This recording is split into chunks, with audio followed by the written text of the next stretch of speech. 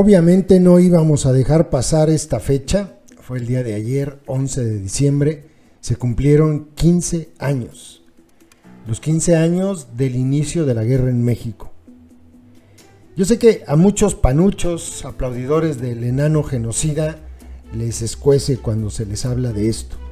Le damos la razón en algo al merolico delincuente de las mañaneras cuando dice que Calderón sacó al ejército a las calles, le dio un garrotazo al avispero, militarizó el país, pero es que después López no tan solo sacó al ejército, sacó a más ejército. Nunca había estado el país tan militarizado como ahora, nunca habíamos visto a tantos guachos en las calles. Los guachos salieron, de por sí ya eran lacras, salieron y se mezclaron con la delincuencia organizada y entonces empezamos a ver de todo, incluso hasta que un secretario de la defensa, general de división, fuera detenido en Estados Unidos por vínculos con narcotraficantes. Después se encargó el delincuente merolico de las mañaneras de rescatarlo, algo vergonzoso completamente. Pero todo inició aquí, el 11 de diciembre del año 2006, cuando el genocida Calderón sacó a sus guachos a las calles. ¿Por qué lo sacó? Bueno, porque llegó de una manera fraudulenta al poder y necesitaba legitimarse de alguna manera, apalancarse con algo. Por eso sacó a los soldados. Le daba miedo la respuesta de los fans del merolico, que en ese entonces había ganado la presidencia de manera legal y que le había arrebatado pues, el fraude, porque en 2006 evidentemente hubo un fraude. Miren, para no darle más vueltas al asunto, hay una columna que escribió Suheiri Romina Gándara, muy buena, hace 15 años del Michoacanazo. Lo que vino fue una tragedia de grandes dimensiones. Ese es el título que ella colocó. Le voy a leer íntegra, pónganle atención, porque creo que no tiene desperdicio. Lo que ella dice son datos probados, y esta es la desgracia en la que estamos hoy, gracias a un criminal que debería estar en la cárcel. Felipe Calderón tendría que haber sido juzgado ya por un tribunal internacional por crímenes de lesa humanidad. Y yo sé que a los defensores del Calderón y de su secta no les gusta esto, pero si el mundo fuera justo, Calderón estaría preso. Desgraciadamente no lo es. El que podría haberlo metido a la cárcel, pues le faltan cascarones y ahí anda repartiendo abrazos. Michoacán se ha vuelto el botín de guerra del cártel Jalisco Nueva Generación, organización criminal que busca hacerse del control de esa entidad, en donde hace exactamente 15 años Felipe Calderón dio inicio al operativo Conjunto Michoacán, estrategia con la cual hizo una declaratoria de guerra al crimen organizado y que se replicó a lo largo del país, al igual que lo hicieron los enfrentamientos, la violencia y la inseguridad. En ese entonces, Calderón sumó al ejército a las labores de seguridad pública para reducir la presencia del crimen en la zona. De esta manera se desplegaron inicialmente cerca de 4.260 elementos castrenses, 46 aeronaves y 246 vehículos intervinieron la entidad. Pero además de apoyarse en la milicia, empleó a la Policía Federal, que en ese entonces apenas nacía, frente a la cual colocó a Genaro García Luna, un hombre de todas sus confianzas, que actualmente se encuentra preso por presuntos vínculos con los cárteles de la droga, aquellas agrupaciones a las que debía combatir. Hoy, a la vuelta de 3 lustros, la violencia no solo no se redujo en Michoacán, sino que se extendió por todo el territorio. Esta entidad no solo germinó la estrategia calderonista a la cual se le ha adjudicado la crisis de homicidios dolosos, desapariciones, masacres y violaciones de derechos humanos, sino que también vio nacer a uno de los cárteles más poderosos y bélicos de México, el cártel Jalisco Nueva Generación, al tiempo que se desvanecieron otros como los Caballeros Templarios y la familia michoacana. También ha sido el origen de al menos 6 cárteles y hasta 100 células criminales, de acuerdo con especialistas. El periodista y especialista en temas del crimen organizado Ricardo Ravelo recordó en entrevista con Sin embargo que la guerra de Calderón ha sido evaluada como una guerra fallida, porque, y escuchen bien esto, aplaudidores de Calderón, porque ningún cártel fue desarticulado durante su mandato. Ahí está el éxito de la guerra de Calderón. Yo creo, dice Ricardo Ravelo, yo creo que estamos ante un escenario de mayor nivel de violencia, de mayor crimen y mayor impunidad. Desde entonces a la fecha, la situación ha empeorado, porque hoy la estructura de gobierno a nivel estado está totalmente desdibujada, sin capacidad de reacción, sin capacidad de poner a salvo a la población michoacana, que es la más impactada por la violencia. El surgimiento de al menos 6 cárteles tras la caída de los Caballeros Templarios ha acentuado la violencia en Michoacán a lo largo de los últimos años. El vacío de poder propiciado por el debilitamiento de las que antes eran las agrupaciones criminales dominantes provocó el nacimiento de nuevas organizaciones criminales y con ello el repunte de la inseguridad. A esto se le suma que las policías municipales quedaron rebasadas. Desde que se desmembró, o mejor dicho, desde que perdieron fuerza los Caballeros Templarios, en Michoacán se creó una especie de vacío de poder que ha sido intentado llenar por muchas organizaciones pequeñas, pero también por una muy grande, que en este caso es el Cártel Jalisco Nueva Generación. Y lo que estamos viendo en este proceso de lucha para llenar ese vacío que quedó ante el debilitamiento de los Caballeros Templarios, indicó Víctor Manuel Sánchez Valdés, investigador y especialista de seguridad pública. En 2006 había al menos 3 cárteles: los Caballeros Templarios, la familia michoacana y los Valencia, además de una célula llamada La Empresa, que era una escisión de los Zetas. En ese entonces, el cártel de los Valencia, asociado con Joaquín El Chapo Guzmán Loera, se enfrentaba al cártel del Golfo y a una organización delincuencial apenas naciente, la familia michoacana. Ya desde entonces Michoacán era un estado de excepción y desde entonces a la fecha la situación ha empeorado gravemente, indicó Ricardo Ravelo. En ese entonces el panorama de las cifras de delitos de homicidio doloso en Michoacán ascendía a un total de 527 asesinatos reportados en 2006, de los cuales 239 se cometieron con arma de fuego, de acuerdo con las cifras del Secretariado Ejecutivo del Sistema Nacional de Seguridad Pública. 527 asesinatos en 2006. Es que suena hasta bien poquito, ¿no? Ante el avance del crimen organizado, en el año 2013 se crearon los llamados grupos de autodefensa, los cuales impusieron su ley, y frente a lo cual el gobierno de Peña Nieto decidió nombrar a Alfredo Castillo como comisionado para la seguridad y desarrollo integral de Michoacán, en un intento por llevar la paz a la entidad, pero que resultó en otro fracaso. A la fecha, existen en varias localidades nuevos grupos de supuestos autodefensas que han buscado frenar el avance del Cártel Jalisco, como ocurre en Aguililla. No obstante, también los grupos de autodefensa, de acuerdo con pobladores y muchos especialistas, están aliados o se relacionan con integrantes del crimen organizado. Las autodefensas, dice Ricardo Ravelo, son híbridas, no todas, pero son un híbrido entre grupos que buscan defenderse del crimen y grupos que están a favor del crimen. Es decir, hoy ya no se sabe bien a bien qué autodefensas son realmente legítimas y cuáles están al servicio del crimen organizado, expresó Ravelo. Yo creo que autodefensas como tales que no están infiltradas por el crimen organizado solamente hay 2: las de la costa de Ostula y la ronda comunitaria que se armó en Cherán. Yo creo, todas las demás están infiltradas. Hoy en día, al menos 9 cárteles de la droga operan en las diversas regiones de Michoacán: el Cártel Jalisco Nueva Generación, la Nueva Familia Michoacana, la Antigua Familia Michoacana, los Caballeros Templarios, el Cártel de Tepalcatepec, el Cártel de los Reyes, el Cártel de los Correa, el Cártel de Sicuirán y el Cártel del Camaleón. La Nueva Familia Michoacana, integrada en su mayoría por ex autodefensas y ex templarios, según ha reportado la agencia EFE con informes de gobierno, cuenta con el apoyo de 2 brazos armados autodenominados los Viagras y los Blancos de Troya. Además de los cárteles, se han generado diversas células criminales que se dedican también a extorsiones, secuestros y diversos crímenes.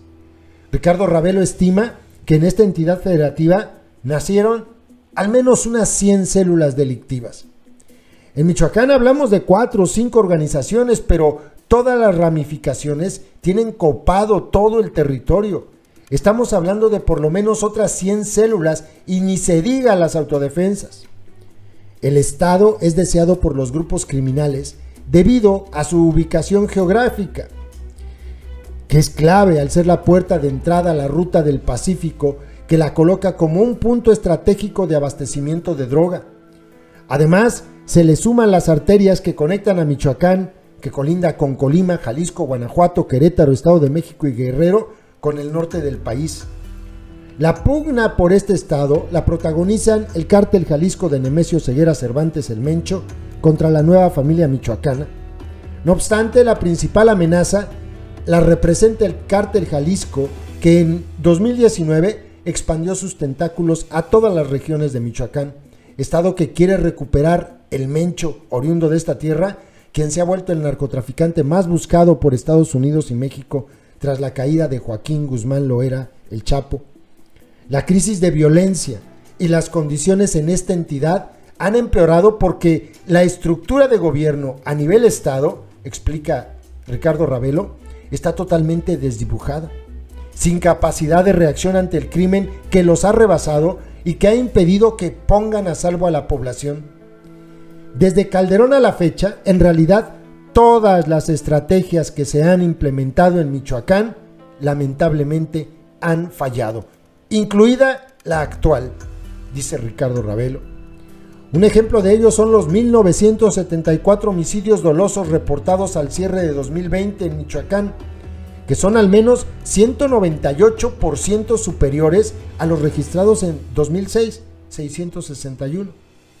En tanto que los secuestros al cierre del año anterior son unos 200% superiores a los 16 que se perpetraron en 2006. Pero no solo la violencia en esta entidad se ha encrudecido en términos numéricos, sino que ahora los crímenes son cada vez más sanguinarios. Víctor Manuel Sánchez y Amalia Pulido Gómez, investigadores del CIDE, explicaron que la inseguridad que vive actualmente Michoacán es multifactorial, pero una de las principales razones a las que se adjudica es que el cártel Jalisco está apretando la lucha con organizaciones pequeñas por el control territorial. Felipe Calderón, el genocida, originario de Michoacán, eligió su tierra natal para iniciar lo que él llamó la lucha frontal contra el crimen organizado, un mega operativo en el que los guachos tomaron las calles y las carreteras de la entidad. En ese entonces, el panorama en las cifras de homicidio doloso a nivel nacional, con los que recibió Calderón el país, era de al menos 11.806 carpetas de investigación, de los cuales 3.610 eran cometidas con arma de fuego. De hecho, 2006 tiene una tasa de homicidios que había bajado a 8 por cada 100.000 habitantes, de 19 homicidios en esa misma proporción en 1992. ¿Se dan cuenta? Genarco García Luna, hoy detenido en Estados Unidos por los cargos de conspiración del narcotráfico y declaraciones falsas, fue el encargado de diseñar y conducir la estrategia de Calderón Hinojosa supuestamente contra los cárteles mexicanos. El expresidente, el genocida Calderón, lo designó en 2006 como titular de la Secretaría de Seguridad Pública que controlaba la fuerza de la hoy extinta Policía Federal. No obstante, de acuerdo a la información dada a conocer por la Fiscalía estadounidense tras el proceso en contra del llamado superpolicía de Calderón, en realidad lo que hizo fue favorecer al cártel de Sinaloa, una de las organizaciones criminales más sanguinarias. Se le acusa de cuidar los intereses del Chapo Guzmán, de Ismael El Mayo Zambada y de Héctor Beltrán Leiva. Arturo, más bien será. Ricardo Ravelo destacó que con ello queda en evidencia que la supuesta guerra contra el crimen organizado en realidad fue una simulación de la administración panista. En la actualidad, la cifra de asesinatos en México, registrados tan solo de enero a octubre de este año, es de al menos 23.845 homicidios dolosos, de los cuales 16.310 se perpetraron con algún tipo de arma de fuego. A nivel nacional, si se hace una comparación anual de las cifras violentas del 2006 con las de 2020, es decir, 28.824 homicidios dolosos, 833 secuestros y 7.960, los asesinatos en el país crecieron al menos un 144.23%. Los plagios están por encima de un 13.64% y las extorsiones un 152.13%. Le faltó acá arriba poner eso. Miren, los datos son 28.824 homicidios dolosos, 833 secuestros y 7.960 extorsiones. Era lo que faltaba. El mapa criminal, dice Ricardo Ravelo, creció como consecuencia de la guerra contra el narco y a la fecha existen al menos 14 organizaciones en todo el territorio nacional, de las cuales 3 son las más importantes. El Cártel de Sinaloa, obviamente, el Cártel Jalisco, obviamente, y el Cártel del Noreste. Hay un crimen diseminado por todo el territorio. Eso es una de las causas de la violencia que no para, dijo Ravelo. Qué mal redactado estaba al final. No obstante, para el especialista, la fragmentación de las estructuras y su diseminación no es el único factor para que la violencia persista en el país. La corrupción política y policíaca, que no han sido combatidas a profundidad, son otra de estas causas. Los grupos criminales hoy en día tienen control político de varios de los municipios y de las policías.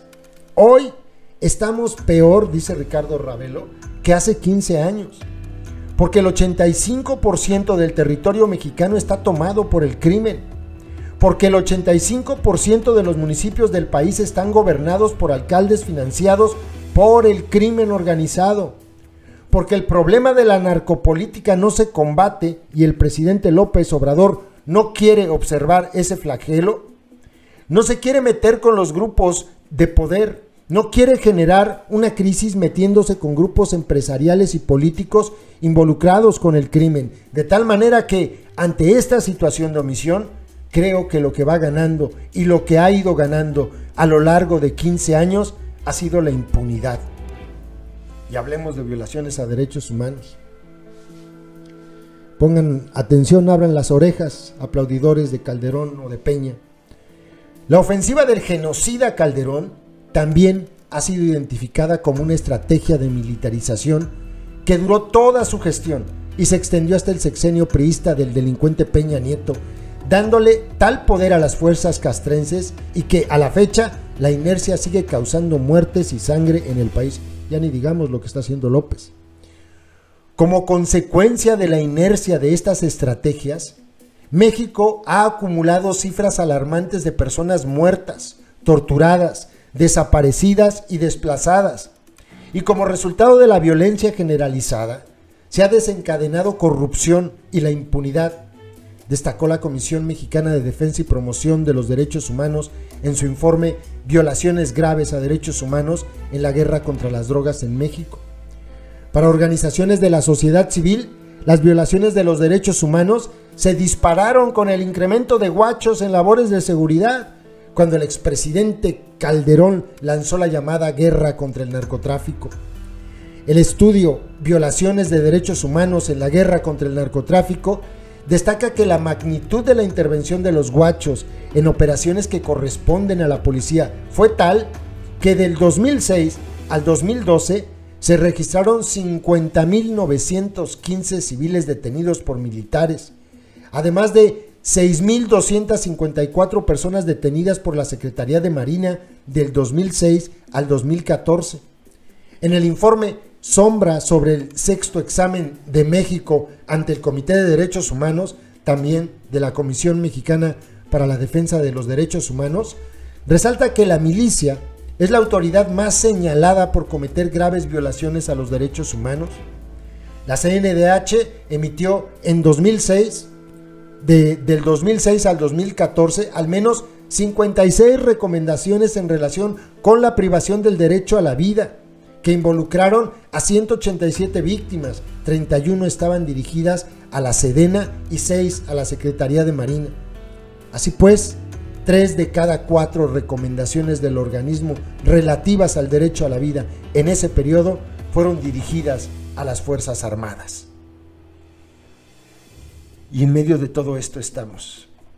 De veras que el que entienda la gravedad de lo que hizo Calderón no puede aplaudirlo. El que entienda, hay gente al que no le alcanza la tema para comprender esto, por eso le aplauden. O sea, no se les da, pues es gente menos afortunada, nacieron con problemas cognitivos, y pues ¿qué podemos hacer, no? Le siguen aplaudiendo a un genocida. Pero la gente que entiende esto sabe la gravedad de lo que ocurrió. Hoy nuestro país está hecho un desmadre por culpa de este degenerado.